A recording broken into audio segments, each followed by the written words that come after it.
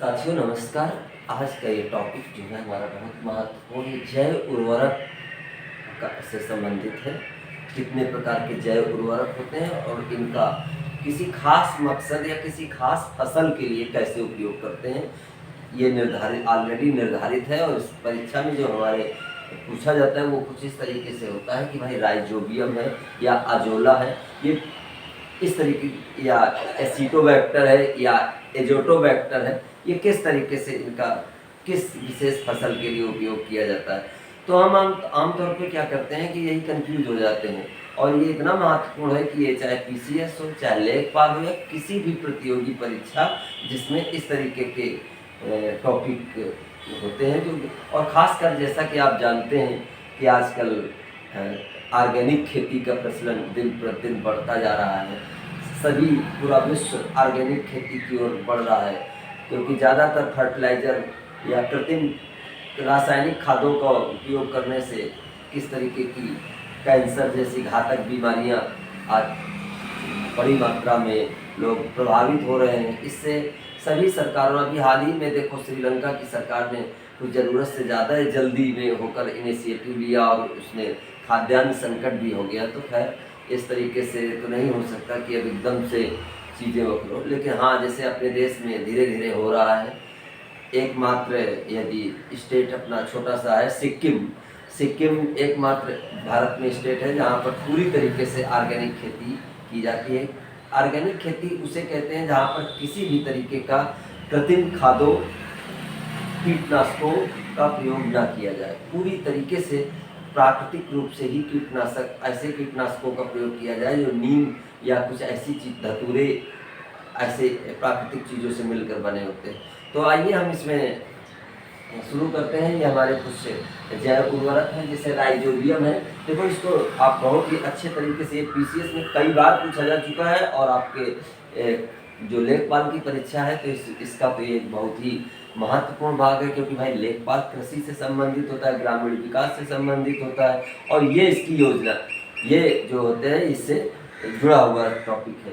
तो देखिए राइजोबियम जो है किससे संबंधित है, इसका उपयोग कहाँ पर किया जाता है, ये दलहनी फसलों में नाइट्रोजन के लिए। और ये भी ध्यान रखने वाली बात है कि ये जो खाद है ये नाइट्रोजन यानी नाइट्रोजन के लिए खासकर किया जाता है। नाइट्रोजन जिन फसलों की, और नाइट्रोजन एक ऐसी खाद है, फर्टिलाइज़र है जिसका हमें सभी फसलों के लिए ज़रूरी होता है।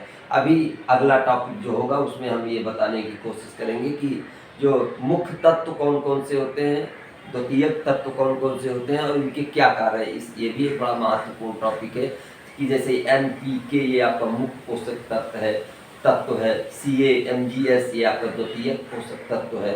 तो इनके क्या कार्य हैं। तो इसी तरीके से जो नाइट्रोजन यानी नाइट्रोजन के लिए ही है, तो राइजोबियम किसके लिए है, बिल्कुल याद रखिए, दलहनी फसलों के लिए आपका नाइट्रोजन है, याद रहेगा। अगला आता है नील हरित शैवाल। ये नील हरित शैवाल अजोला फर्न, ये देखो पीसीएस 2019 में पूछा गया था। नील हरित शैवाल और अजोला फर्न ये खड़े पानी वाले धान में नाइट्रोजन के लिए होता है। आमतौर पर जो धान की फसल होती है उसमें पानी भी होता है, तो वहाँ पर जब जैसे यूरिया इस्तेमाल की जाती है, तो यदि यूरिया करोगे तो वो तो भाई रासायनिक खाद के रूप में आता है। तो यदि आप प्राकृतिक ऑर्गेनिक खेती कर रहे हैं तो उसमें नील हरित शैवाल एक खड़े पानी वाले धान में नाइट्रोजन के लिए। अगला है अजोला फर्न, ये भी देखो उसी के लिए है, फास्फोटिका या फास्फोजोन, ये सभी फसलों में फास्फेट उपलब्ध कराने के लिए है। इसके बाद देखो ये एजोटोबैक्टर, ठीक है, ये तीन नाम बड़े अच्छे से याद रखिए, एजोटोबैक्टर, एसिटोबैक्टर और एजोस्पिरिलम, याद रहेगा, एजोटोबैक्टर, एसिटोबैक्टर और एजोस्पिरिलम। तो देखिए एजोटोबैक्टर ये सभी खाद्यान्नों, तिलहन, कपास, गन्ना, सब्जियों, बागवानी एवं वानिकी पौधों में नाइट्रोजन के लिए, यानी सभी कुछ तो आ गया, पहले ही उसने कह दिया सभी खाद्यान्नों, तिलहन है, कपास है, गन्ना है, सब्जियों, ठीक है। तो एजोटोबैक्टर बहुत ही महत्वपूर्ण है। देखो परीक्षा में जब प्रश्न आएगा तो अक्सर क्या पूछते हैं, जैसे नील हरित शैवाल, अजोला फर्न या राइजोबियम पूछ दिया, या एसिटोबैक्टर पूछ दिया। ये देखो एसिटोबैक्टर है, ये केवल गन्ने में नाइट्रोजन के लिए एसिटोबैक्टर का प्रयोग करते हैं। ये एजोस्पिरिलम ये मोटे खाद्यान्नों तथा धान में नाइट्रोजन के लिए। और ये भी बता दें, ये कोई उस तरीके की रासायनिक खाद नहीं है, ये कई जैसे घास है प्राकृतिक रूप से उगी हुई, उसको सड़ा कर इस्तेमाल किया जाता है।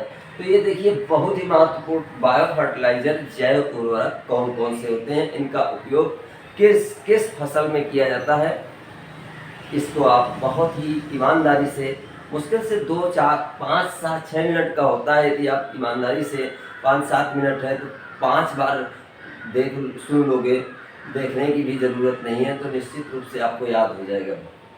और यदि आप चाहें तो दोबारा भी देख सकते हैं, नहीं तो नोट्स कहीं लिख लेते हैं तो फिर आपका वो हो जाता है।